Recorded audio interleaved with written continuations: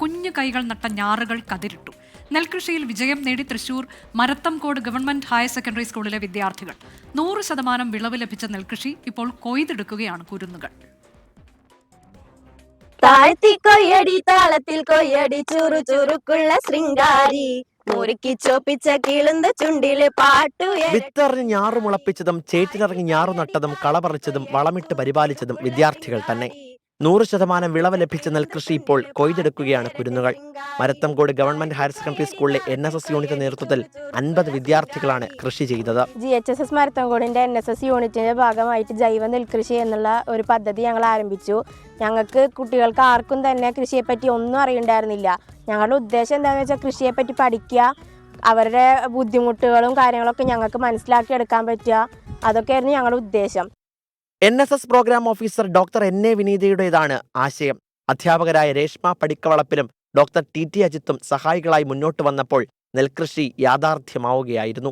വിഷരഹിത നെൽകൃഷി, അതായത് ഇപ്പോൾ എല്ലാ വിഷം കലർന്ന ഭക്ഷണങ്ങളാണ് അധികവും നമ്മൾ ഉപയോഗിക്കുന്നത്.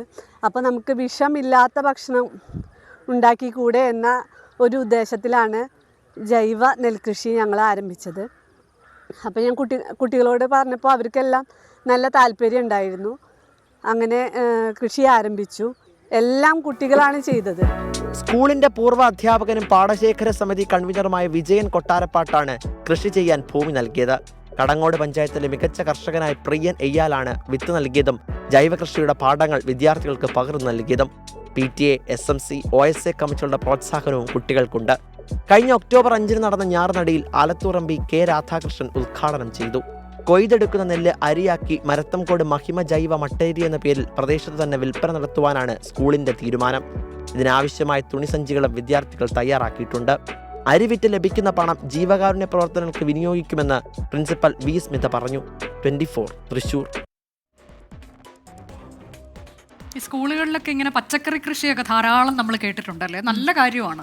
പക്ഷെ ഇവിടെ ഇപ്പൊ നെൽകൃഷി എന്ന് പറയുന്ന കുറച്ച് പുതുമയുള്ളതാണ്. അങ്ങനെ റെയറായി നടക്കുന്നതാണെന്ന് തോന്നുന്നില്ല. ഞാൻ അധികം നെൽകൃഷി നടത്തുന്നത് നമ്മൾ ഇതിന് മുൻപ് കൊടുത്തിട്ടുണ്ട്. ഈ പറഞ്ഞ പച്ചക്കറി കൃഷി പോലെ എളുപ്പമല്ല. അതെ, ഇതിപ്പോ നല്ലതാണ് ജൈവ നെൽകൃഷി എന്നുള്ളത്. അത് വിറ്റ് കിട്ടുന്ന പണം ജീവകാരുണ്യ പ്രവർത്തനത്തിന് വേണ്ടി ഉപയോഗിക്കുന്നു എന്നൊക്കെ ഉള്ളത് വളരെ പോസിറ്റീവായിട്ടുള്ളൊരു വാർത്ത.